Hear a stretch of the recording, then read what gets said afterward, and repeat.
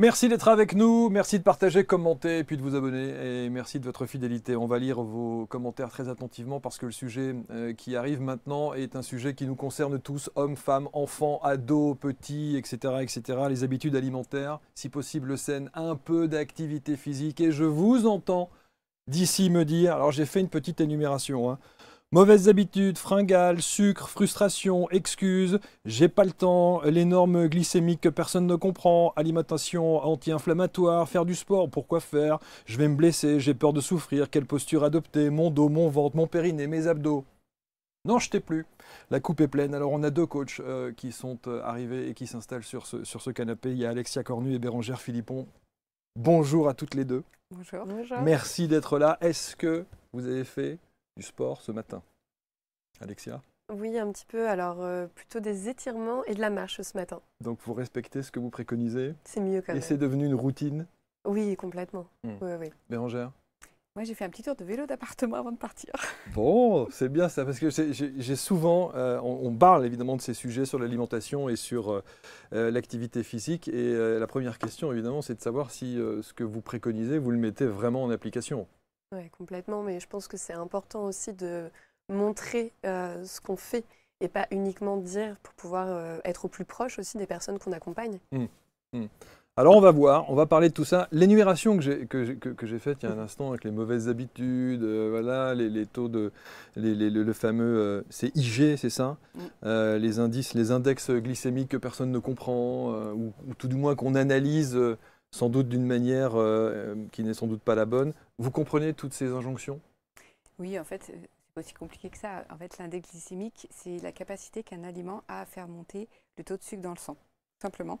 Donc voilà, il y en a certains qui vont vite faire monter le taux de sucre, d'autres moins. Donc voilà, il faut faire attention. Évidemment, ça ne veut pas dire que certains aliments sont interdits, mais il y en a certains, il va falloir faire attention à la quantité. Et puis d'autres, on va pouvoir se dire qu'on peut en prendre sans risque. Alors il y a un livre, entre autres, parce que vous êtes très productive, hein, toutes là, c'est très très bien. Il y a cette belle collaboration. On va voir de quelle manière vous vous êtes rencontrés, qui a suggéré à l'autre.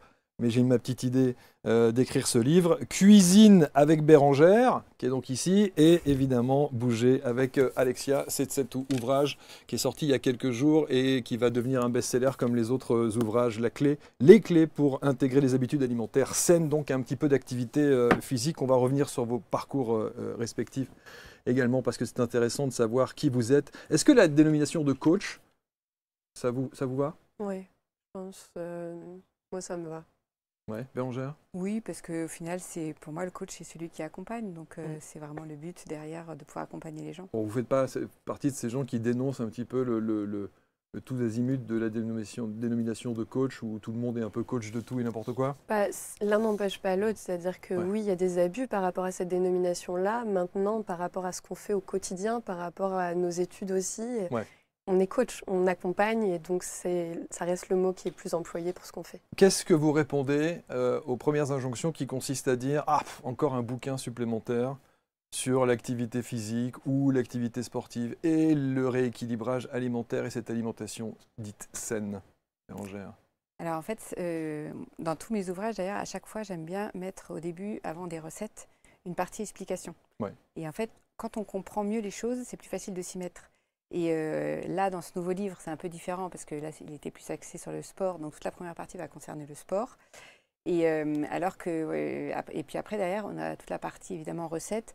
Mais pas seulement recettes, il y a aussi en fait, il y a pas mal de petites informations qui permettent d'intégrer des nouvelles habitudes alimentaires pour vraiment y arriver dans la durée. Donc, c'est vraiment un petit peu une sorte de guide aussi, un peu comme, on va dire, presque un livre coach, si on peut dire ça comme ça. Pour justement pouvoir accompagner les personnes, parce que ce n'est pas juste un livre de recettes avec quelques exercices de sport. Ouais, c'est ça. Là, ça va beaucoup plus loin. Ouais. Et la notion de plaisir. Exactement, la notion de plaisir et puis d'explication qui nous tient vraiment à cœur. Je pense que au final, la partie exercice sportif, c'est une toute petite partie pour illustrer et donner des exemples, mais en fait, toute l'explication qu'il y a dans les chapitres d'avant qui permet en fait d'aller contre les injonctions qu'on entend tout le temps. On a vraiment une approche qui est anti-régime hypocalorique. Au niveau du sport, on est très loin du no pain, no gain, de il faut souffrir. On explique justement pourquoi on a des maux de dos, pourquoi on a des courbatures, est-ce que c'est bien ou est-ce que c'est pas bien, pourquoi le périnée est important, pourquoi la posture, pourquoi la respiration.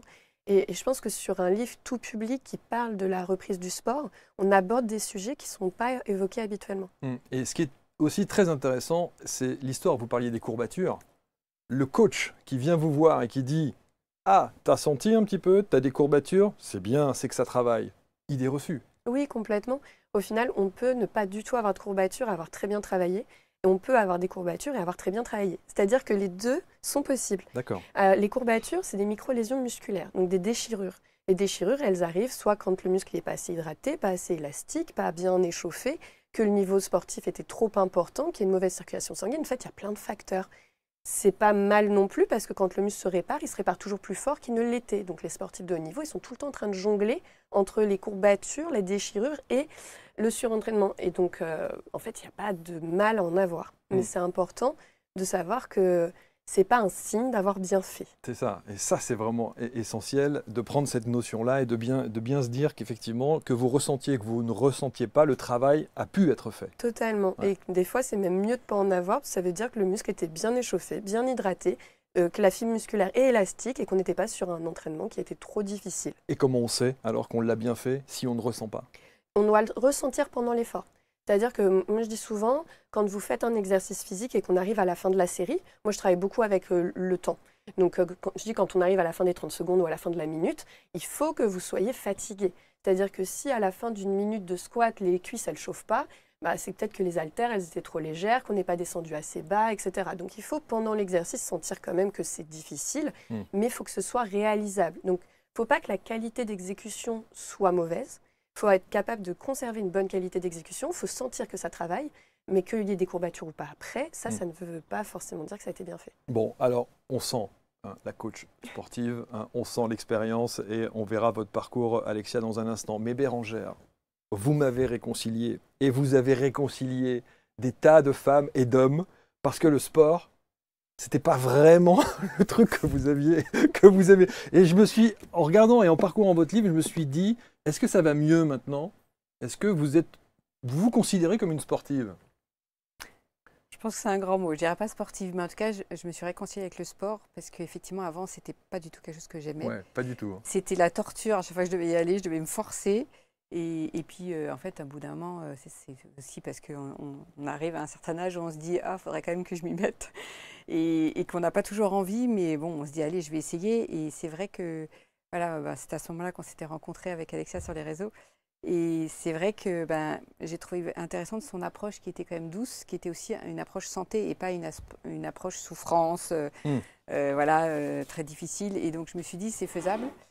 Et après, je pense qu'il y a vraiment, moi, pour réussir, on va dire, avoir une certaine routine sportive, il m'a fallu du temps. Ça ne s'est pas fait en quelques mois. Non, non, il m'a fallu plusieurs années. Il a fallu peut-être 3-4 ans, on va dire, pour vraiment que j'ai vraiment une routine régulière chaque jour. Et que ça s'intègre dans votre quotidien. Comme se laver les dents, quoi. Ouais. Voilà, et vous dites, qui soit quelle habituel. différence, et c'est intéressant, dans le livre, vous parlez de l'activité physique ou de l'activité sportive. Vous faites quoi? De l'activité physique ou de l'activité sportive? Les deux. Tous les jours, j'essaie d'avoir une petite activité sportive. Et après, l'activité un peu physique de marcher, de plutôt prendre des escaliers plutôt que l'ascenseur, des choses comme ça j'essaie de l'appliquer régulièrement. Donc, on va voir, parce que vous le mettez évidemment dans le livre, du vélo d'appartement, du renforcement musculaire, des étirements, renforcement musculaire, du pilate, la marche nordique. C'est complet. Ouais, là on est sur des activités sportives du coup, donc qui en plus c'est bien sollicitent différents groupes musculaires et différentes aussi filières énergétiques. Vélo d'appartement, la marche nordique, on va être sur des filières plutôt d'endurance avec un petit peu de cardio. C'est intéressant pour à la fois augmenter les capacités cardiovasculaires et puis puiser dans les graisses aussi pour le déstockage, augmenter l'endurance. Et puis on va avoir le renforcement musculaire qui est indispensable, surtout quand on vieillit, pour garder un métabolisme élevé, donc maintenir du coup une bonne force, mais aussi pouvoir maintenir donc, le métabolisme, la capacité à brûler des graisses, quoi. Alors, Alexia Bérengère, première injonction. 1, j'ai pas le temps. 2, c'est pas en faisant un truc qui va durer 5-10 minutes que ça va changer quelque chose dans ma vie. En fait, vaut mieux faire 5-10 minutes que rien. C'est vraiment important, mais il y a des personnes que j'accompagne qui prenaient du coup 10-15 minutes le matin pour faire des petits étirements ou faire des planches, des choses comme ça. Et puis elles se sont entendues dire oh mais tu fais que ça sert à rien. Et du coup elles n'ont plus rien fait du tout.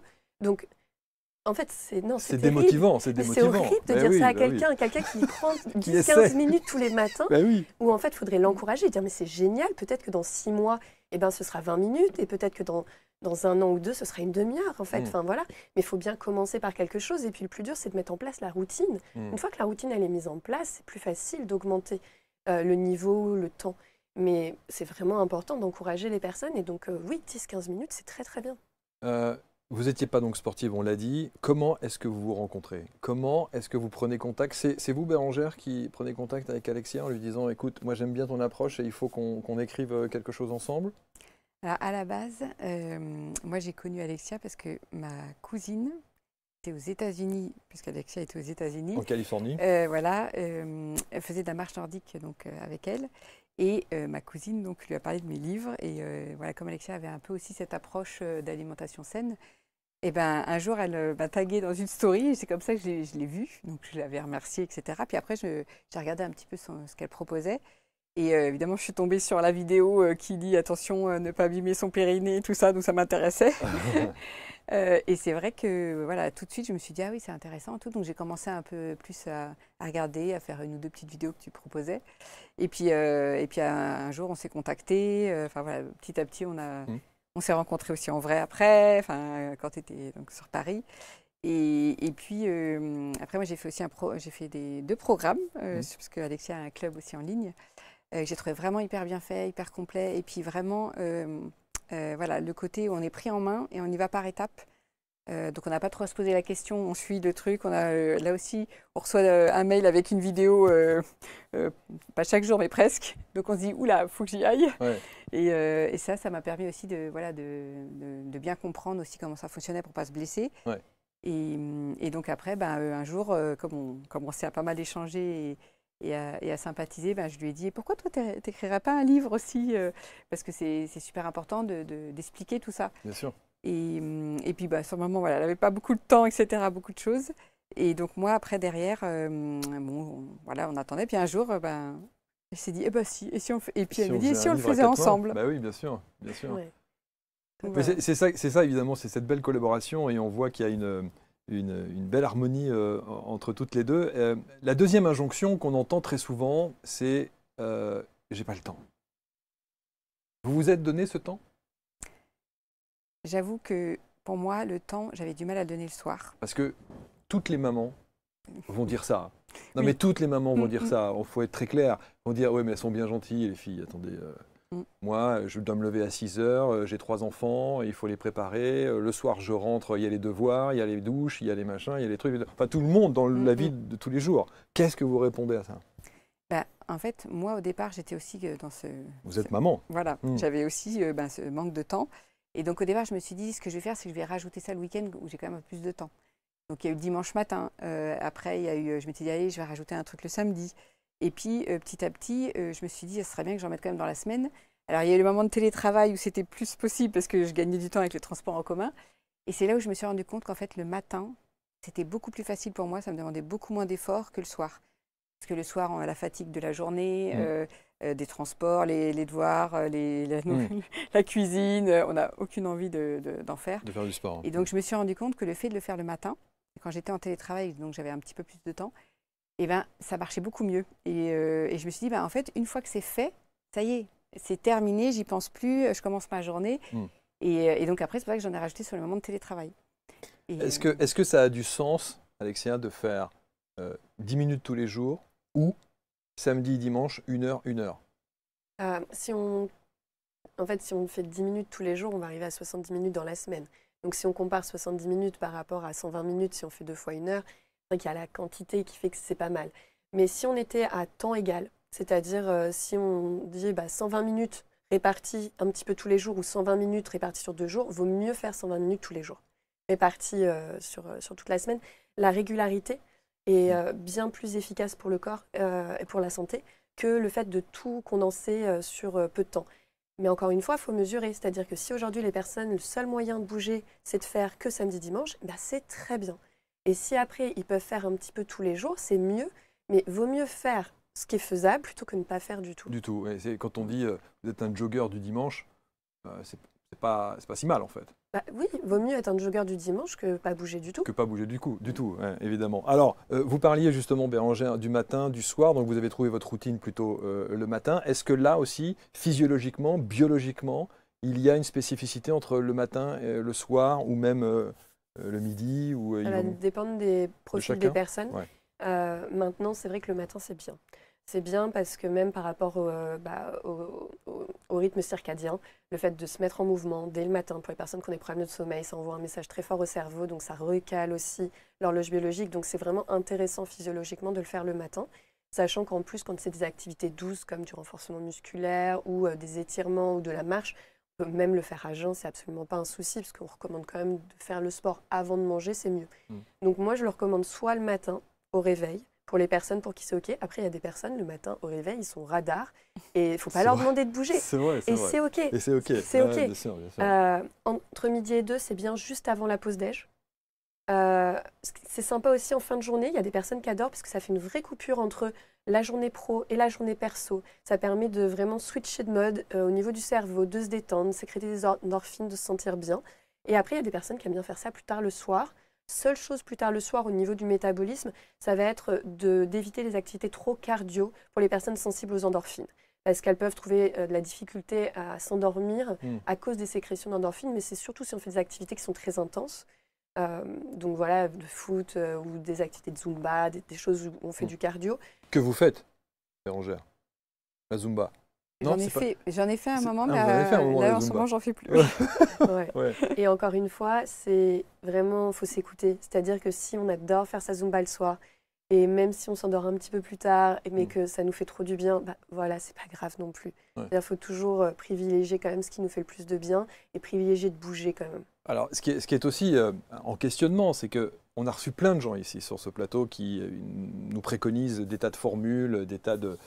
Mais le fait de faire une activité le soir, activité physique ou activité sportive, et donc de prendre une douche, et ensuite d'aller se coucher, là aussi, vous entendez tout et son contraire. On vous dit ça, c'est vraiment à éviter. Hein. La douche chaude le soir, c'est pas bon pour se coucher, c'est pas bon pour ça. Qu'est-ce qu'il en est de ça? En fait, c'est juste qu'au niveau du sommeil, la température du corps, pour pouvoir bien s'endormir, il faut qu'elle redescende en fin de journée et le soir. Donc prendre une douche très froide, qui va avoir une réaction derrière thermique sur le corps qui va se réchauffer, ou alors prendre une douche très chaude ou un bain, où là pareil, on va sortir du bain, on va continuer de transpirer, juste avant d'aller se coucher, c'est pas idéal. Maintenant, je veux dire, prendre une douche à température classique 1 heure avant d'aller se coucher, c'est pas un problème. Non, absolument pas. C'est pas un problème. Donc vous avez fait votre petite routine du matin, voilà, et qui se concrétise de quelle manière? Alors c'est à chaque fois la même chose? J'aime bien avoir des choses qui sont assez, que je connais, parce que du coup, ça me permet d'aller, je n'ai pas besoin de trop réfléchir, enfin voilà, c'est simple. Et j'ai des périodes où, voilà, quand je sais que j'ai pas trop le courage, je vais choisir par exemple le vélo d'appartement parce que je peux faire autre chose en même temps. Parce que bon, je le fais pas non plus de façon très intensive, hein, donc je peux lire en même temps. Je peux faire réciter les devoirs des enfants s'il faut. Ce matin, j'ai le droit à ça en même temps. Et c'est vrai que le fait d'avoir une activité entre guillemets 2 en 1, eh ben, ça permet déjà, on a l'impression de moins, entre guillemets, souffrir parce qu'on fait autre chose, de moins penser qu'on fait du sport quand on n'aime pas trop ça sur le moment de la séance. C'est vrai. Et puis, ça va plus vite. En fait, dans la tête, des fois, je regarde, je fais « Ah, c'est déjà bientôt la fin. » Et c'est vrai que le fait de varier un peu aussi, ça fait du bien parce que toujours la même vidéo chaque jour, non. Ouais. Mais voilà, le fait de varier, d'avoir un peu de vélo d'appartement, des fois, effectivement, je fais aussi donc, des vidéos en ligne plutôt la semaine parce que là, c'est difficile j'ai moins c'est plus facile d'être à la maison le matin. Donc là, je prends des petites vidéos d'Alexia aussi. Et puis voilà, quand c'est le week-end, ça va plus être la marche nordique dehors avec les copines pour discuter en même temps. Comme ça fait aussi double activité sympathique aussi. Je connais des gens qui effectivement ont un tapis de course et marchent sur leur tapis de course tous les matins en téléphonant. C'est pas un problème? Non. Pourquoi pas? Moi, je dis souvent, quand vous avez des appels à passer, il y a des personnes qui passent beaucoup de temps au téléphone et que vous n'avez pas besoin d'être derrière l'ordinateur pour noter. Si c'est des appels qui ne nécessitent pas une prise de notes en même temps, autant aller marcher en même temps. Ouais. Et ça me paraît plutôt bien. La motivation, parce que vous parliez effectivement de cette routine et peut-être parfois un peu de lassitude. La motivation, vous en parlez et vous donnez les 10 commandements de cette fameuse motivation dans le livre. Et c'est là où c'est très intéressant parce que vous dites un truc très simple, c'est que la motivation n'est pas innée. Non, c'est un mythe. On croit qu'on se réveille, on est motivé, on ne l'est pas. Alors que pas du tout. La motivation, c'est quelque chose qui se crée, qui s'entretient, qui se travaille en fait. Un petit peu comme l'amour au final. Et l'amour du sport, c'est pareil. La motivation, c'est quelque chose, c'est pas inné. C'est vrai qu'il y a des fois, on a plus envie que d'autres. Mais si on veut vraiment être régulier sur le long terme, il faut un petit peu travailler dessus, quoi. Mais il y a quand même des gens qui sont prédestinés. Vous parliez, Bérangère, le sport, vous le disiez, c'est pas du tout votre tasse de thé. Au fur et à mesure, effectivement, les choses ont évolué. Donc, et vous, en revanche, alors vous, Alexia, le sport, hein, c'est quand même votre cheval de bataille, comme on dit. Oui, Donc, c'est presque inné quand même. c'est la compétition chez moi qui est innée Oui. surtout. Oui. Donc, c'est l'amour finalement de la compétition. Il y a des fois où j'avais pas envie de m'entraîner forcément. Mais en fait, c'était justement parce qu'il y avait un objectif derrière et c'était de savoir que j'allais performer qui me faisait que j'avais en fait cette motivation d'y aller. Et aujourd'hui, ma motivation, c'est ma santé. Je sais très bien que quand je m'entraîne régulièrement, j'ai pas de douleur, j'ai pas mal au dos, j'ai mon ventre qui est plus tonique, je me sens bien, je me sens plus forte, j'ai pas de problème à porter, soulever, etc. Et je vois très bien comme tout le monde que si j'arrête ou si je diminue, j'ai des petites douleurs qui apparaissent, etc. Tout en ayant fait beaucoup de sport, au final, les douleurs, elles apparaissent aussi dès que je relâche. Est-ce que vous avez ça aussi, Bérangère? Est-ce qu'il y a un moment donné, lorsque vous manquez un peu de motivation et que vous lâchez le vélo d'appartement ou quelques exercices, vous ressentez ce besoin, ce manque? Je dirais pas ça, mais c'est vrai que moi, Non, j'ai pas de manque. non, mais j'ai pas du tout l'esprit de compétition. Moi. En fait, je pense que c'est ça. J'ai remarqué aussi, les amis qui aiment bien faire du sport, ils ont un esprit de compétition. Moi, c'est pas mon cas. Et en tout cas, pas pour le sport, ça c'est sûr. Mais ce que je remarque par contre, et cela c'est une vraie motivation, c'est que souvent, si je ne bouge pas assez, eh bien, je commence entre guillemets à rouiller. Je le sens avec l'âge, hein, j'ai quand même 46 ans, je sens que voilà, qu'on est moins mobile, qu'on a plus... Ouais. j'ai pas trop de douleur, mais quand même, je vois que je peux avoir les genoux qui craquent quand je me corps lève. Réclame, le corps réclame. Ouais. Voilà, et donc plus je le fais, plus je vois que derrière ça va mieux, et du coup ça me motive. Ouais. Parce que ceux qui font une activité sportive disent qu'à un moment donné dans leur vie, il y a ce switch. Alors oui, ça aussi c'est un mythe. C'est vrai? Oui, moi, ça fait 14 ans que j'accompagne des personnes et j'ai fait plus de 10 ans de présentiel.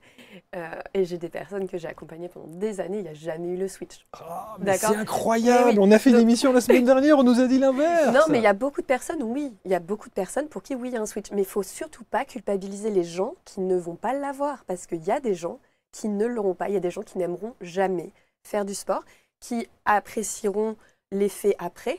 De se dire « Ah, je suis fière de moi, je l'ai fait », qui sentiront les effets sur leur corps et qui se diront « C'est quand même mieux, je me sens mieux », mais qui n'auront jamais cet amour de l'effort, en fait. Et c'est OK, on ne peut pas culpabiliser des gens qui n'ont pas ça parce que c'est OK, il y a des gens qui ne l'auront pas. Mais sur le fait que le switch, pour moi, c'était le fait que le corps, à un moment donné, vous ressentez le besoin et la nécessité de faire une activité sportive ou une activité physique. Et c'est ce fameux switch qui fait qu'à un certain moment, dans la durée, on ressent ça. Ça, c'est un mythe? Il y a beaucoup de personnes pour qui c'est le cas. Et c'est chouette parce qu'une fois qu'on ressent ça, du coup, on prend plus de plaisir à le faire. Mais ce n'est pas 100% des gens. Il y a des gens qui, même si le corps, effectivement, se sent mieux, même s'ils se font du bien pour leur santé, etc., qu'ils progressent, enfin, qu'il y a tous les voyants ouverts, ce sera quand même toujours un truc de se dire « Ah, j'ai pas envie d'y aller, quoi. » Après, moi, ce que je constate, c'est que malgré tout, je ressens vraiment le besoin, en tout cas, de bouger un minimum. C'est-à-dire que juste d'aller se faire une petite balade. Marcher. Voilà. Ouais. La marche, par contre, oui. Ça, c'est quelque chose, si j'ai pas assez marché dans la journée, ça me manque. Donc, il y a quand même eu ça Donc, vous l'avez, le positif. switch. Ouais, vous avez eu Petit le switch, on va dire. Pas la grosse activité sportive. Alors, il y a cette belle rencontre, évidemment. Choisir la bonne routine sportive et se motiver. Et vous parlez d'objectifs. C'est important de se mettre des objectifs. Et d'ailleurs, c'est un livre, mais c'est aussi une sorte de cahier qui permet de faire le bilan de ce que l'on est, de ce que l'on veut, et surtout où on veut aller. C'est important l'objectif. Pour moi, c'est hyper important de rappeler qu'en fait, il n'y a jamais des objectifs qui sont trop ambitieux. Ouais. C'est souvent en fait les dates qu'on se met, les contraintes qu'on se met pour l'atteindre qui ne vont pas. Il faut être réaliste. Donc vraiment faire cet état des lieux de savoir où est-ce qu'on est aujourd'hui, où est-ce qu'on veut aller et qu'est-ce qui est réaliste, quelles sont les étapes intermédiaires et comment finalement cet objectif final qu'on a, on le découpe en actions qui font pas peur. Au final, parce que se dire par exemple pour quelqu'un qui n'est pas sportif, courir 10 km, ça fait extrêmement peur, on se dit je vais jamais y arriver. Mais par contre, on peut se dire en fait demain je vais marcher 10 minutes. Ça me fait pas peur. Et en fait, commencer petit et puis un petit peu tous les jours d'essayer de se mettre en place ça. Ouais, et la deuxième objection, c'est ça va être long. Alors, ça dépend aussi, enfin ça c'est plutôt une question de mindset pour moi, c'est-à-dire qu'à un moment, de pas forcément voir que l'objectif final, mais se récompenser en cours de route, se dire, bah, en fait, genre cette semaine, j'ai réussi à accomplir ça, ce mois-ci, j'ai réussi à accomplir ça, et de se féliciter des étapes intermédiaires, de pas toujours voir le point d'arrivée. On dit souvent, ce qui compte, c'est vraiment plutôt le chemin, pas la destination, mais c'est réel dans le sport. Et pour la motivation, d'avoir cette vision-là, je dis souvent, c'est bien d'avoir des petits trackers, ou alors, chaque fois qu'on fait son entraînement, on met une pièce dans un bocal. Et du coup, on voit le bocal ou un trombone, on n'est pas obligé, mais on voit que ça grandit, on voit qu'on coche les cases. Et ça, c'est hyper satisfaisant sur le long terme. C'est motivant. Et vous parlez de la méthode SMART que vous mettez en place, qui est décrite dans ce livre, que vous pourriez nous décrire? C'est vraiment ça, c'est vraiment l'idée en fait de découper des objectifs qui soient mesurables, atteignables, réalistes. Donc de prendre vraiment un objectif final et de pas... Moi je dis souvent, ne vous mettez pas de limite sur l'objectif final. Mais par contre, découpez-le, il faut que ce soit mesurable. Très souvent, j'ai des personnes qui disent « moi je veux perdre du poids ». Bah oui, mais bon, en fait, c'est quoi l'objectif derrière? Est-ce que c'est perdre du poids pour un poids sur la balance? Dans ce cas-là, bon, peu d'intérêt. Ou est-ce que c'est rentrer dans telle robe? Ou pouvoir mettre tel pantalon? Et donc, en fait, d'essayer d'avoir des outils de mesure très concrets qui permettront finalement de pouvoir voir où est-ce qu'on en est par rapport à son objectif final. Pareil, être en meilleure santé, oui, c'est bien, c'est un bel objectif, mais pourquoi? Et quelles sont les raisons derrière? Est-ce qu'il y a des bilans sanguins qui ne sont pas bons? Et donc, dans ce cas-là, ça veut dire améliorer telle mesure sur mon bilan sanguin. Et là, c'est mesurable. Je dis souvent, en tant que coach, j'ai besoin de savoir comment est-ce que je peux évaluer si l'objectif est atteint ou pas. Et donc, l'objectif, la méthode SMART, c'est ça, c'est de pouvoir finalement mesurer pour pouvoir évaluer et savoir où est-ce qu'on en est. On va couper parce qu'il faut que je mette évidemment mon ordinateur qui n'est pas en charge. J'ai vu qu'il y a ce petit truc-là qui va m'agacer. Il est là. J'ai évidemment oublié de le faire. Non, c'est moi. J'ai pas mis le chargeur et donc il va couper. Donc c'est pas. Tu mets le point de montage, hein?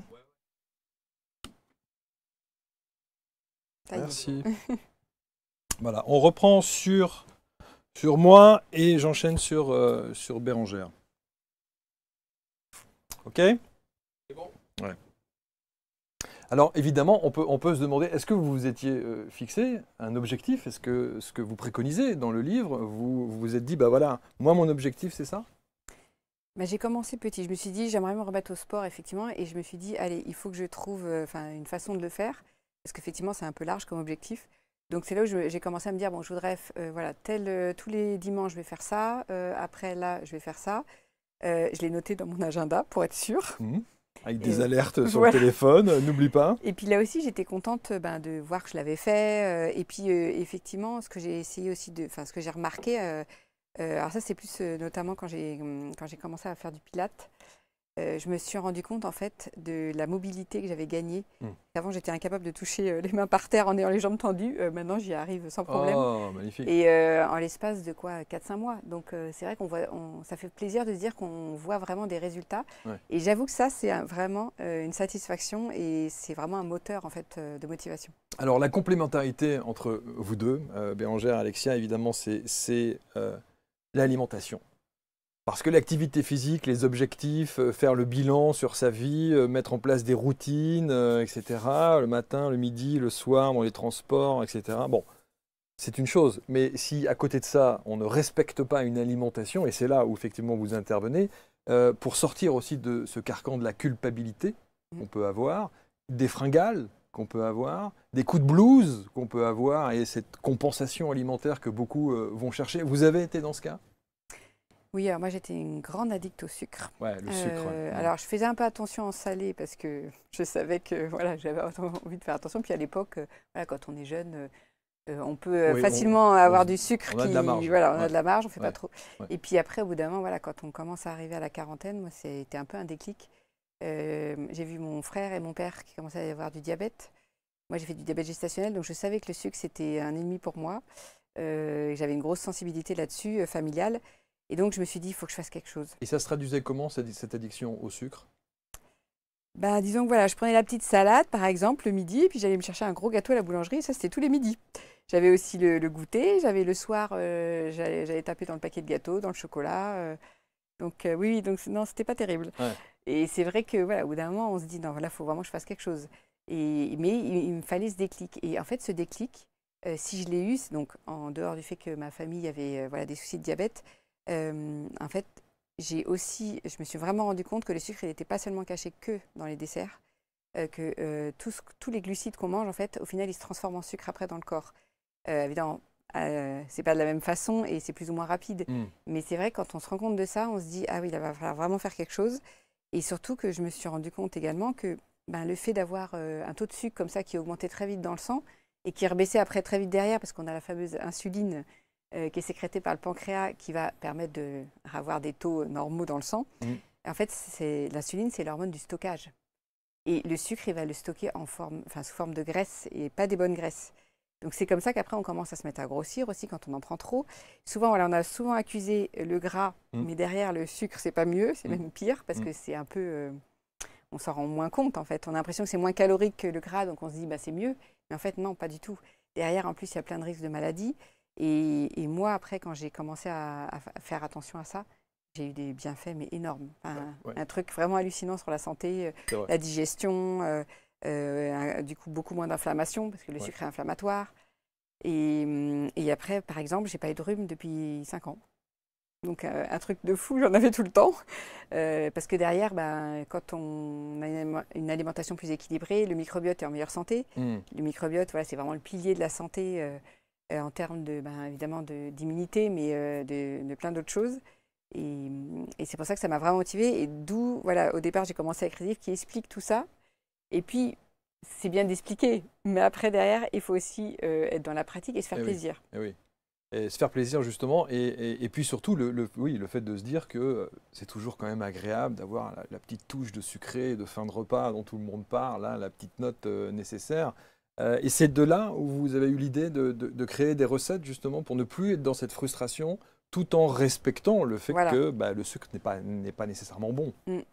Ben, c'était ça, c'était un peu mon challenge, que je suis quelqu'un de très très gourmande. Et donc je me suis dit, c'est pas possible de faire entre guillemets régime, donc je voulais vraiment me faire plaisir encore en mangeant. Et donc j'ai toujours aimé la cuisine, hein, mais c'est vrai que je suis toujours une cuisine un peu rapide, parce que pareil, je n'ai pas beaucoup de temps. Et donc il fallait quelque chose de simple, rapide, efficace, pas trop sucré, voilà, qui soit sain. Et d'où, en fait, voilà, c'était un peu le challenge de proposer aux gens des recettes qui, derrière, vont leur permettre de garder le plaisir et surtout de ne pas avoir faim. Donc, en gros, le grand principe, c'est, on va dire, pour ne pas avoir faim, ça va être de rajouter suffisamment de fibres. Alors, il n'y a pas que les fibres, hein, il y a aussi les protéines, etc. Mais souvent, on ne mange pas assez de fibres. Et les fibres, elles ralentissent la digestion, donc on n'a pas faim tout de suite, pas 2 heures après le repas. On tient sur la durée. Et derrière, je prends un exemple tout bête que j'aime bien parce que je le trouve très parlant.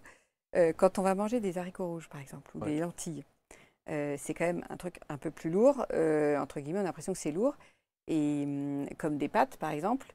Mais en fait, en général, entre des pâtes et des lentilles, on va prendre beaucoup plus de pâtes que de lentilles dans l'assiette. Alors que les lentilles, on va très vite être calé. Et en fait, c'est grâce à leur pouvoir très rassasiant, parce qu'elles contiennent beaucoup de fibres. En plus, elles ont aussi des protéines. Alors que les pâtes, très vite, en fait, on va les digérer rapidement. Et peut-être 2 heures après le repas, on risque d'avoir faim. Oui, c'est ce qu'on appelle les sucres lents. Alors ça aussi, vous en parlez, sucre lent, les sucres lents. Ça aussi, c'est une ineptie? Bah, aujourd'hui, oui, il n'y a plus trop, cette notion de sucre lent, sucre rapide. En tout cas, toutes les dernières études qui sont sorties montrent que, effectivement, les idées reçues qu'on pouvait avoir, par exemple, on va se dire les pâtes, c'est des sucres lents, ou alors la pomme de terre, c'est des sucres lents, parce que la pomme de terre, sous forme de purée, c'est une bombe de sucre. Les pâtes, quand elles sont hyper cuites et mangées toutes seules ou avec de la sauce tomate, qui est aussi une source de sucre, c'est une bombe de sucre. La baguette, on va dire c'est sucre lent, alors qu'en fait non, c'est des sucres rapides. Quand on compare finalement la rapidité d'absorption du sucre dans le sang Et bien là, on se rend compte que finalement, des aliments qu'on aurait mis dans la catégorie sucre lent sont finalement des sucres plutôt rapides. Et à l'inverse, il y a certains fruits, parce qu'ils sont extrêmement riches en fibres, qui finalement sont une absorption du sucre qui est beaucoup plus lente que certains aliments salés. Mais vous savez pourquoi on parlait des sucres lents? Parce que c'est les sportifs, et vous en faites partie. Bien Et on sûr. disait, les sportifs, ils vont à chaque début de compétition, Il faut- avant une compétition, ils s'envoient une plâtrée Ouais. de pâtes, et puis ils sont dans ces sucres lents, et ça leur permet de trouver l'énergie. C'est ce qu'on dit, et c'est faux alors? Oui, alors c'est vrai hein, dans le sens où il faut des glucides quand on fait beaucoup de sport. Parce que les glucides sont la source principale d'énergie, c'est le carburant du corps. Si on était une voiture, voilà, les glucides, c'est l'essence. Donc il nous faut absolument des glucides. Maintenant, c'est plus intéressant d'avoir des glucides avec des fibres qui vont avoir une absorption plus lente, et donc dans le temps, ça va vraiment diffuser au niveau de l'énergie, plutôt qu'avoir des glucides qui se digèrent très très vite et qui vont du coup avoir beaucoup de sucre dans le sang d'un coup.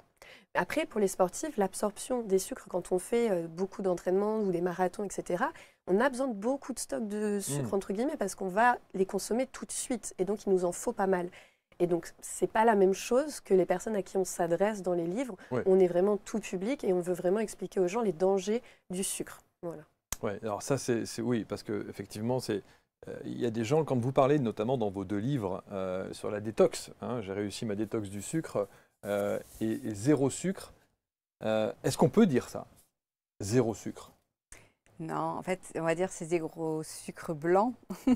J'appelle ça plutôt comme ça. Non, en fait, on va garder un tout petit peu de sucre. Mais c'est ça, en fait, comme dans toute façon de manger, l'important, c'est l'équilibre. Et les gens ont du mal à voir l'équilibre. Et donc, du coup, moi, dans mes recettes, j'ai proposé des choses qui vont contenir, entre guillemets, un peu de vrai sucre lent, dans le sens où ça va être plus des légumineuses, des pâtes complètes, du riz complet, du quinoa. Enfin, il y a plein de choses qu'on peut trouver qui ont un index glycémique plus bas. Ça va nous apporter un petit peu de sucre, mais pas trop en quantité et pas trop d'un coup, ce qui va éviter les pics d'insuline. Après, en termes entre guillemets, les vrais goûters, desserts, etc., je vais mettre nettement moins de sucre et je vais plutôt essayer d'utiliser des sucrants naturels. Surtout pas d'édulcorants qui sont très mauvais pour la flore intestinale. Mais voilà, je vais mettre donc moins de sucre naturel, du style du sirop d'agave un petit peu, du miel. Voilà, on trouve des choses quand même qui ont un index glycémique un peu plus bas. Et puis surtout, je vais changer les farines. Les farines, je ne vais pas prendre de la farine blanche parce que la farine blanche, c'est aussi une bombe à sucre. Donc on passe aux farines vraiment intégrales. Il y a des farines, hein, par exemple la farine de sarrasin, c'est une farine qui a un index glycémique bas aussi. Donc il y a plein de choses qu'on peut trouver facilement.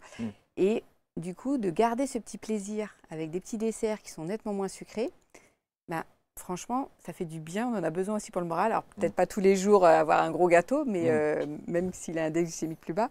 Mais en tout cas, voilà, ces petits rendez-vous, moi j'avais besoin de ça en fait quand j'ai commencé. Je voulais au moins 2 fois par semaine avoir un petit dessert sympa. Voilà. Et c'est vrai que ça m'a fait du bien de trouver en fait des petites recettes comme ça. Et ensuite, ce qu'il faut savoir, c'est que ce que vous vouliez dire sur ce qu'il faut savoir sur... Non, disons que faut quand même faire attention à ne pas en prendre trop, mais en même temps, voilà, garder un peu de plaisir, c'est important. Un peu de plaisir, oui, non, mais ça, la notion de plaisir, c'est évidemment super important. C'est hyper important que ce soit dans le sport ou dans l'alimentation. La frustration est délétère. Ouais, c'est sûr. Donc en fait, c'est vraiment de se dire comment est-ce qu'on trouve un équilibre. Et ça commence par comprendre. Et c'est pour ça que les livres de Bérengère, je pense, fonctionnent aussi bien aussi. C'est parce qu'elle explique et qu'elle rend les choses simples. Et c'est ce qu'on a voulu faire aussi sur la partie activité physique, c'est de se dire, mais en fait, c'est accessible à tout le monde. Il y a plein de choses qu'on peut faire quand on comprend.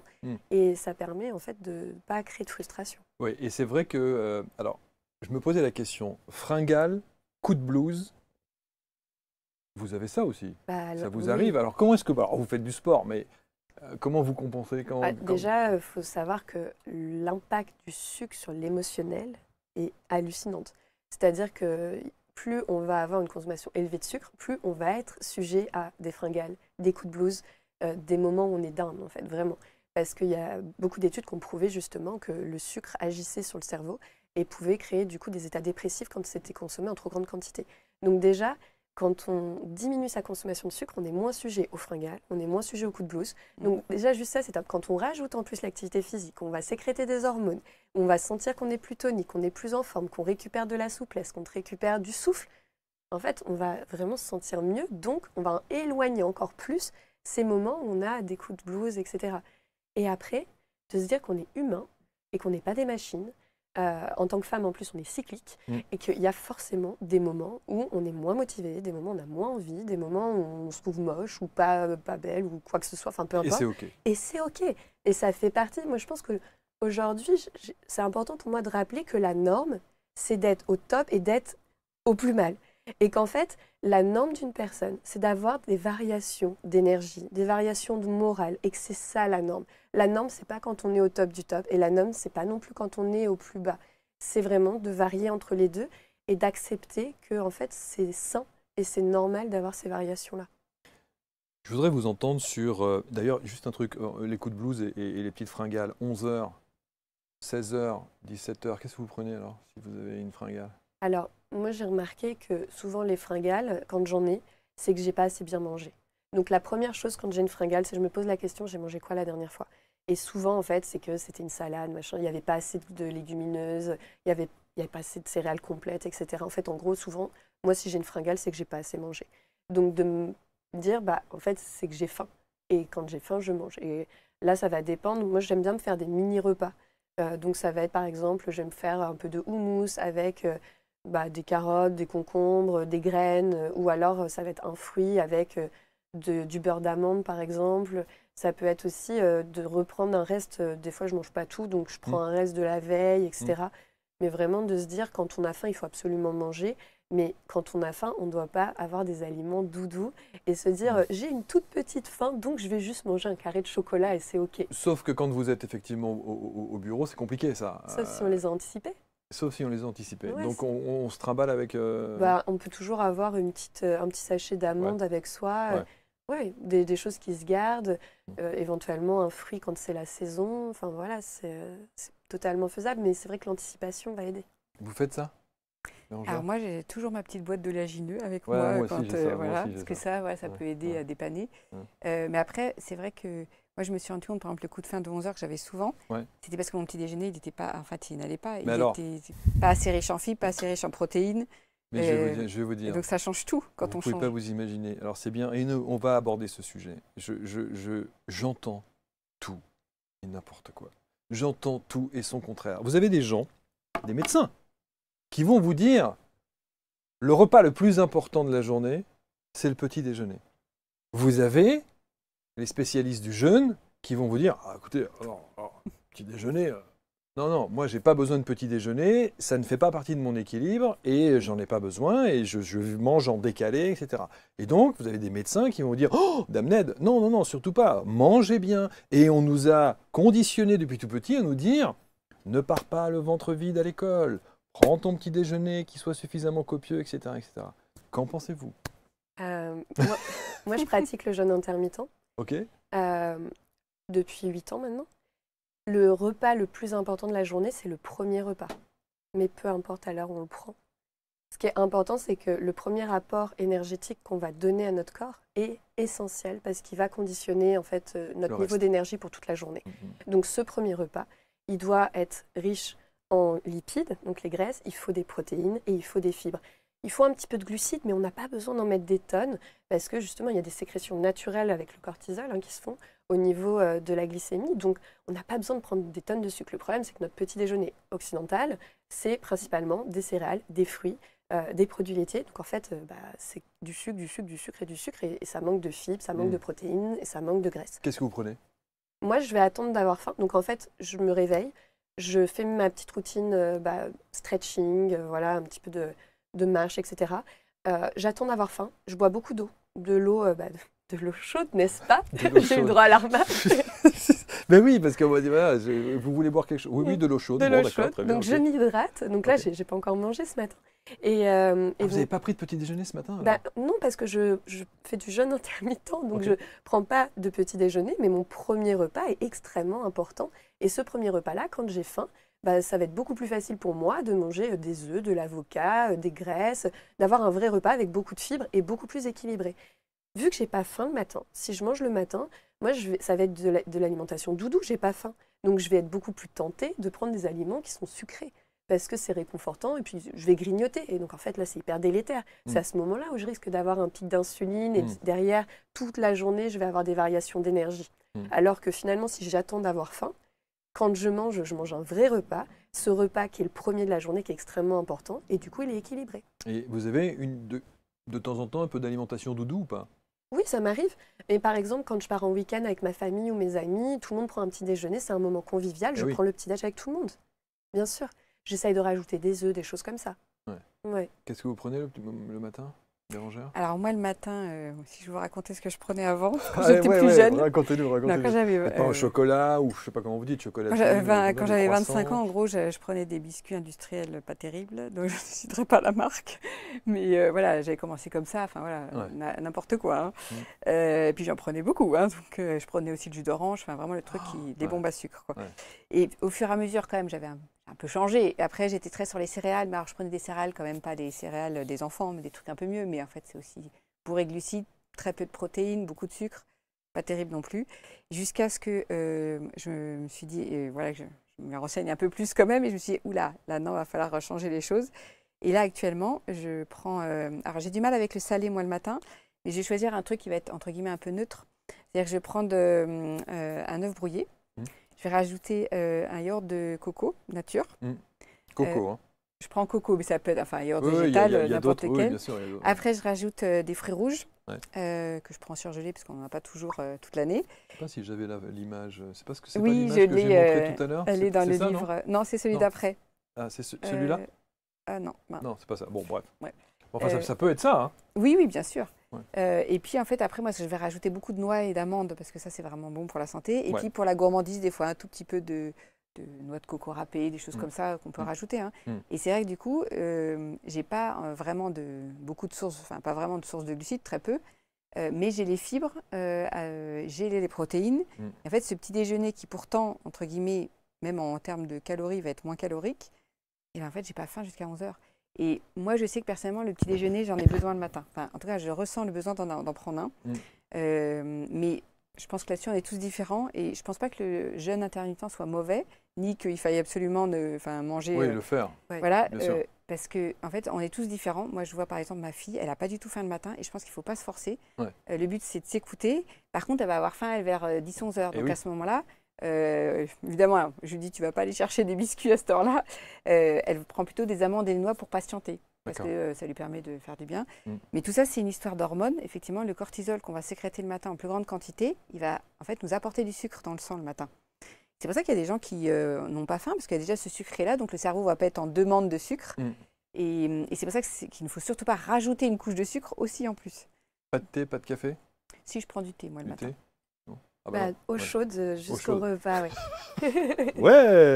Mais ça va, hein. Mais ça vous va. Oui. Non, mais vous avez trouvé votre équilibre et c'est très bien comme ça. Je pense que c'est ça qu'il faut rappeler aux gens, c'est qu'en fait, il faut trouver son équilibre. Et moi, je suis très, très gourmande aussi. Et du coup, l'idée de faire du jeûne intermittent, c'est pas de manger moins, parce que je mange beaucoup, mais c'est juste, en fait, de manger au moment où j'ai le plus faim, tout simplement.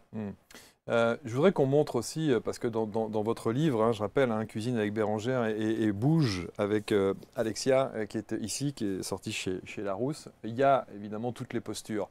Ça aussi, c'est un questionnement qu'on a. Est-ce que je suis certain d'avoir la bonne posture? Est-ce que je suis sûr de faire le bon exercice? Est-ce que je me positionne suffisamment bien, etc. D'autant que vous venez de nous expliquer juste avant que ce n'est pas parce qu'on ressent physiquement les choses qu'on l'a bien fait nécessairement. Oui, totalement. C'était important pour moi d'essayer sur les images déjà de mettre un maximum de descriptions, que ce soit les plus parlants possible.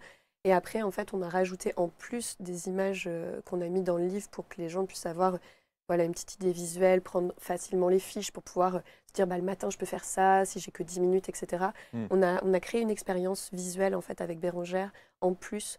Il y a un QR code qui est dans le livre et qui envoie en fait vers des vidéos où on explique justement les basiques qui sont la posture, la respiration, le périnée, parce que c'est compliqué de les expliquer comme ça à l'écrit.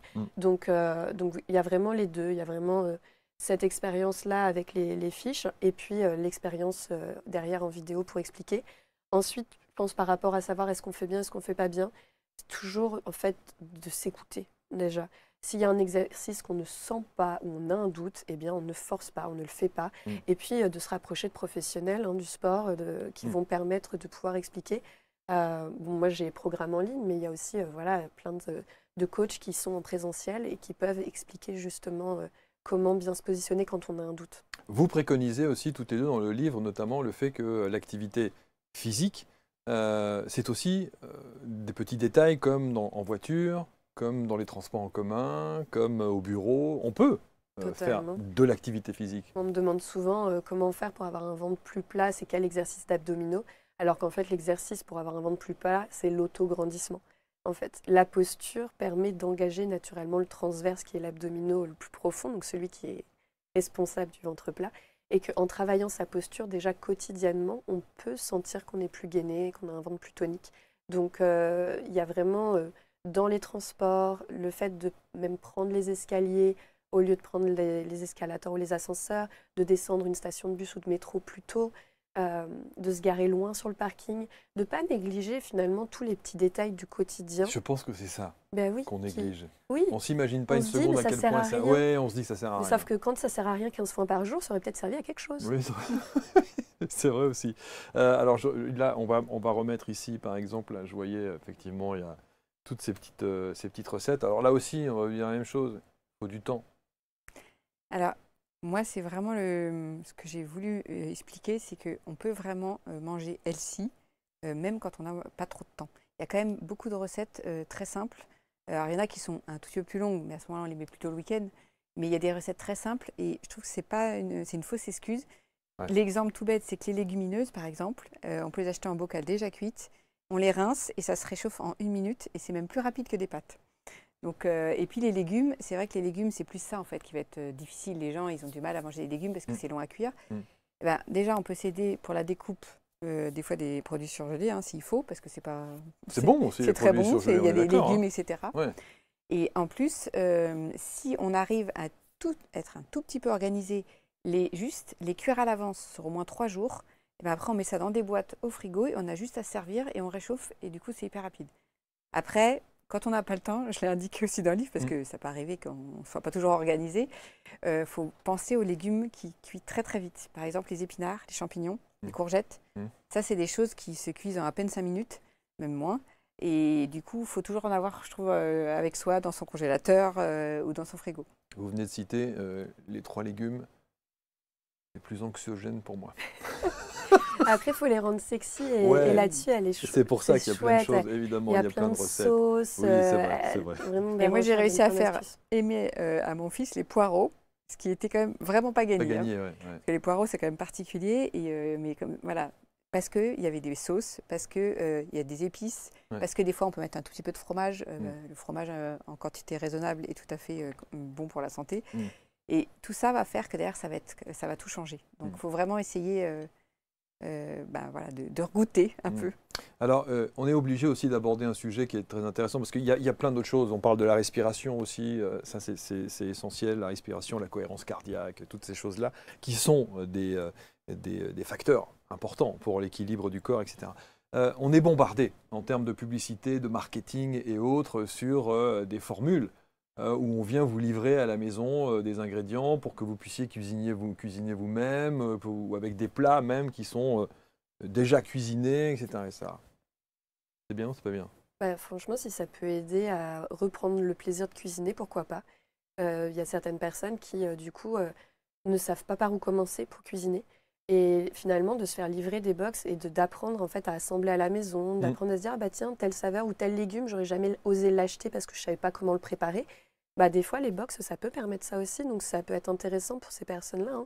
Hein. Je pense que faut pas être radical, en fait, ces choses-là, si ça permet de pouvoir redonner le goût de prendre le temps de cuisiner, parce que c'est ça, hein, derrière, qui fait qu'on est en meilleure santé, c'est de prendre ce petit temps-là. Et encore une fois, il n'y a pas besoin que ce soit trop compliqué. On n'est pas obligé de faire des repas de dingue à la maison. Vraiment, enfin, voilà, on est toutes les deux très occupées, on n'a pas beaucoup de temps. On arrive quand même à manger sainement avec des petites astuces. Donc, c'est vraiment accessible à tout le monde. Est-ce que vous avez le sentiment qu'il y a cette phrase qui est un peu cliché, mais est-ce que ça coûte cher de manger bien ou de bien manger? En fait, ça peut être. Il y a certains produits, effectivement, qui peuvent être plus chers. Par exemple, tout ce qui est purée d'oléagineux, ça coûte assez cher, les oléagineux. Mais derrière, moi, je sais que je préfère, enfin déjà j'en mange moins que si j'avais acheté plein de paquets de gâteaux, parce que quand on fait les paquets de gâteaux qui se mangent très vite, au final ça coûte quand même aussi cher, C'est vrai que c'est au cher. cumul. Après, moi je sais que je suis moins viande rouge et je me dis il y a plein d'autres choses qui coûtent bien moins cher et qui sont même meilleures pour la santé.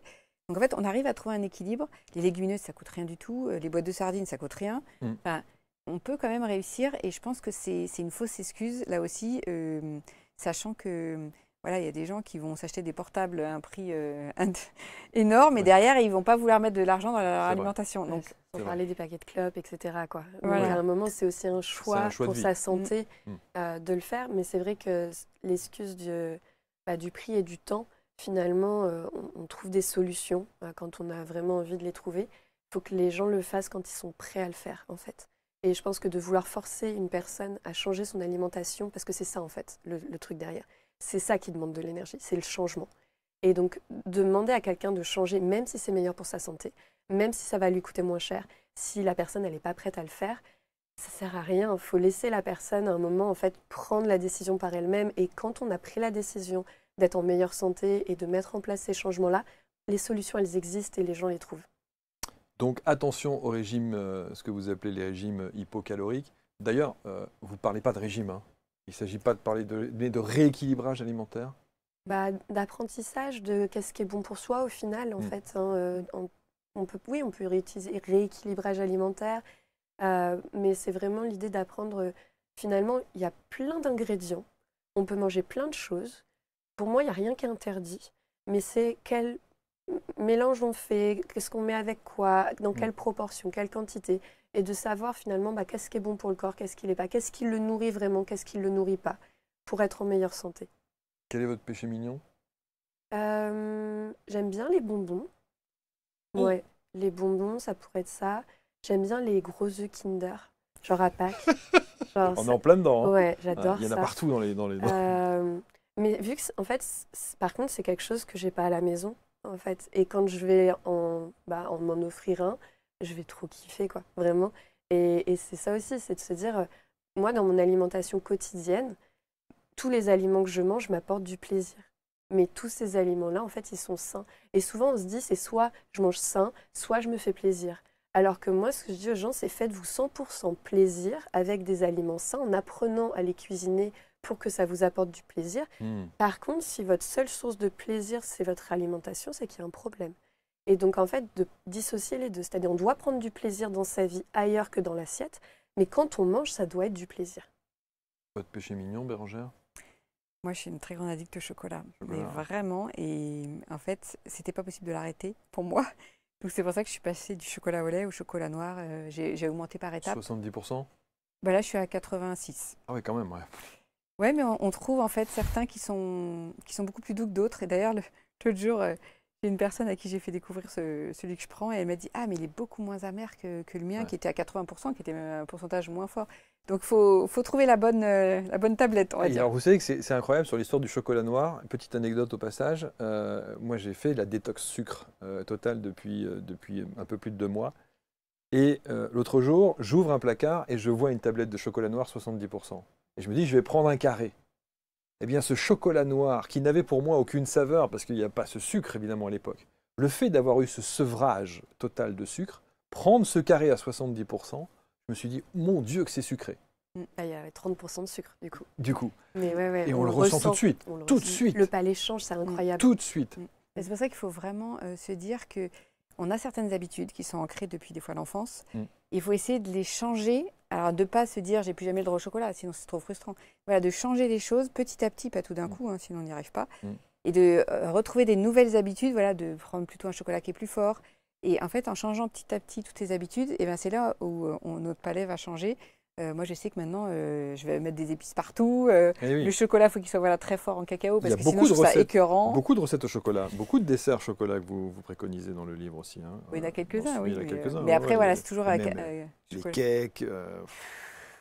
Oui, en fait, pour sucrer, moi, je vais essayer d'utiliser au maximum le chocolat, alors toujours à 70% au moins. Et puis les fruits, parce que on peut sucrer plein de choses avec des fruits aussi, sans rajouter 3 tonnes de sucre derrière en plus. Parce que des fois, quand je vois des recettes de banana bread où il y a déjà quand même beaucoup de bananes qui sucrent énormément, plus jusqu'à 80 grammes de sucre, c'est beaucoup trop. Oui, clairement. J'ai parlé tout à l'heure du fameux petit bilan, journal sportif. Alors, vous ne dites pas journal d'activité physique, vous dites journal sportif? Oui, on peut le faire en journal sportif parce que les activités physiques, pour moi, c'est plus quelque chose qu'on change au quotidien. C'est des petits détails du quotidien. Le journal sportif, c'est vraiment mettre en place une routine avec des activités sportives qu'on a sélectionnées. Et c'est toujours une silhouette de femme. Eh oui, mais on est des femmes en fait, donc du coup... Et vous vous adressez surtout aux femmes à la on base, s'adresse dans votre beaucoup. accompagnement, j'entends. Bah, moi, ça fait 14 ans que je bosse exclusivement Avec avec des femmes, Ouais, donc c'est ça, c'est vrai que c'était un choix de ma part. Après, les hommes ont aussi le droit de se faire du bien Mais on va avec se gêner. nos recettes, avec nos exercices. Il y a beaucoup d'hommes Ils qui sont pas aiment exclus. cuisiner. Oui, bien sûr. Et on les adore. Il y a des gens qui prennent du plaisir, Non, il y a mais c'est beaucoup vrai d'hommes que qui moi, prennent je du sais que sur plaisir. mon compte Instagram, j'ai 95% de femmes.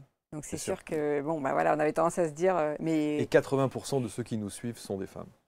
Oui, et c'est vrai qu'on voilà, on a ça, c'est pareil au niveau commun. ça marche sexuel, aussi ouais. pour les hommes, ça c'est sûr. Et ça marche Oui. aussi pour les hommes, du coup, effectivement, c'est essentiel. Donc, vous remarquerez, bien sûr, il y a tous ces petits exercices physiques et cette complémentarité qu'il y a entre cet équilibre alimentaire avec plein de petites astuces et cette activité physique, voire sportive, si vous en ressentez les besoins. En tout cas, on ne se force pas, on met la notion de plaisir, on fait les petits exercices, lui qui n'en a pas fait depuis tellement longtemps. Mais c'est important de prendre ça en considération. Ouais, d'y aller étape par étape, c'est extrêmement important. De ne pas se dégoûter, c'est aussi ça souvent qui mène à la blessure. C'est le fait d'être sur un niveau qui n'est pas adapté, de ne pas avoir pris en compte la progression par rapport à d'où on part, de vouloir aller trop vite, d'être impatient. Et souvent, c'est ça qui mène à la blessure et après, c'est retour à la case départ. Et donc, au final, on ne s'en sort pas. Vaut mieux aller sur un niveau qui nous paraît peut-être des fois trop facile, mais c'est pas grave. On fait du trop facile et puis progressivement, on augmente. On laisse le temps au corps aussi de se réhabituer, de se réajuster à la contrainte. Alors vous êtes, pour terminer, vous êtes toutes les deux sur les réseaux sociaux, hyper présentes, hein, et ça c'est important évidemment. On va mettre autour de cette vidéo l'intégralité des liens si vous avez des questions et que vous voulez entrer en contact avec soit Bérengère et Alexia. Juste un petit mot Alexia, alors parce que si on prend la liste de tout ce que vous faites, on se dit, nom de Zeus, il y a du monde. Vous avez un blog, vous avez bien sûr les réseaux, vous avez bon, bien sûr votre site internet, vous avez un podcast, vous avez un groupe d'aide. Vous avez des accompagnements en ligne. Oui, et pour les pros et les persos. Et pour les pros et les persos, exactement. Et un projet, parce que vous disiez que vous vouliez créer une formation pour les coachs et pour les pros. Du coup, ouais, la formation pour les pros qui a commencé en début d'année, là, ça y est, le projet est lancé. Donc en fait, je suis experte en physiologie de la femme et je trouvais ça très dommage qu'au sein de ma formation professionnelle donc de base, hein, je suis préparateur physique, j'ai une licence en STAPS, il n'y avait pas toute la dimension santé de la femme dedans. Et je me suis rapprochée de Julie, qui est kiné et une amie aussi, qui, dans sa formation de kiné, avait exactement le même constat que le mien, c'est que ça manque cruellement de contenu sur la santé de la femme. On a réuni toutes les deux nos forces et on a créé une formation pour les coachs sportifs, les ostéos, les sages-femmes, les kinés, vraiment spécialisée sur la santé de la femme. Donc ça, c'est un projet qui me tenait à cœur parce qu'aujourd'hui, je suis trop contente d'accompagner des femmes à travers ma plateforme, à travers mon compte Instagram et les différents programmes que je propose. Mais à un moment, si je veux aider plus de monde, en fait, il faut absolument aussi que les professionnels aient accès à ces connaissances-là. Et donc, du coup, je me suis un peu dupliquée pour être à la fois avec les personnes que j'accompagne, les membres de ma communauté, mais également accompagner les professionnels qui ont envie d'avoir toutes ces connaissances sur la spécificité de la femme. Et Bérengère, alors Bérengère là aussi, hein, il y a tous les réseaux, les Facebook, hein, Instagram, évidemment le site internet, Zéro Sucre et IGBA,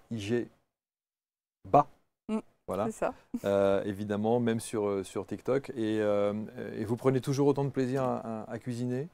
Ah oui, puis c'est infini en fait. Moi j'adore la créativité, donc j'aime justement m'amuser comme ça en cuisine et pouvoir en faire profiter les autres, tout en se régalant et en mangeant sainement. Et puis moi aussi j'ai créé un programme détox sucre en ligne là, très récemment.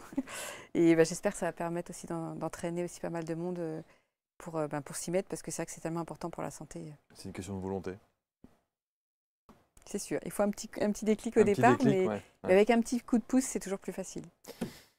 Cuisine avec Bérengère, Bouge avec Alexia chez Larousse. Le livre est donc disponible maintenant. Il y a évidemment tous les autres, hein, on les a vus. Je vais les remettre à l'antenne pour qu'on puisse bien sûr les présenter sur la détox 1 et 2 et puis sur mon cahier de coaching. Oui, celui-là, c'est vraiment pour ceux qui ont vraiment besoin d'un Un accompagnement. accompagnement. Et puis, c'est aussi, parce qu'il y a l'explication un peu de toute la méthode qu'entre guillemets j'ai mis en place. Et puis, parce que ça parle nutrition, mais ça parle aussi bien-être, parce que Alexia, tu le disais tout à l'heure, si on n'a que le plaisir de manger, c'est qu'il faut aussi aller regarder aussi dans sa vie personnelle, il faut trouver des clés autres pour se faire plaisir autrement. Donc voilà, il y a pas mal d'infos là-dessus. Et puis, il y a aussi 8 semaines de menu pour les gens qui ont besoin un petit peu de commencer, qui ont du mal, avec des recettes. Comme ça, moi, ça permet d'avoir un truc clé en main, quoi. Clé en main. Certaines personnes ont besoin de ça, et je peux comprendre. On n'a pas toujours bien sûr. le temps, et puis on n'a pas toujours aussi le... il y a plein de choses qu'on doit apprendre, et on n'a pas toujours le temps de regarder tout ça, donc ça peut aider. Merci en tout cas à toutes les deux. Merci infiniment. Juste une petite parenthèse, j'ai vu une de vos vidéos où vous êtes sur un fauteuil canapé et il y a une cheminée derrière vous et il y a un nain de jardin dans la cheminée. C'est pas obligé. Vous voyez la vidéo dont Oui, je vois. Il y a un nain de jardin dans la cheminée. Oui, c'est possible, Il y a ouais. un nain de jardin dans la cheminée. Et j'ai regardé et je me dis, c'est peut-être pas obligé le nain de jardin. Bah pourquoi pas. Non, mais c'était évidemment pour rigoler. Merci infiniment. Vous commentez, vous partagez les liens autour de cette vidéo avec tous les réseaux dont on a parlé avec mes invités. Prenez soin de vous, évidemment. Prochaine rencontre très vite sur ABC Talk. Salut.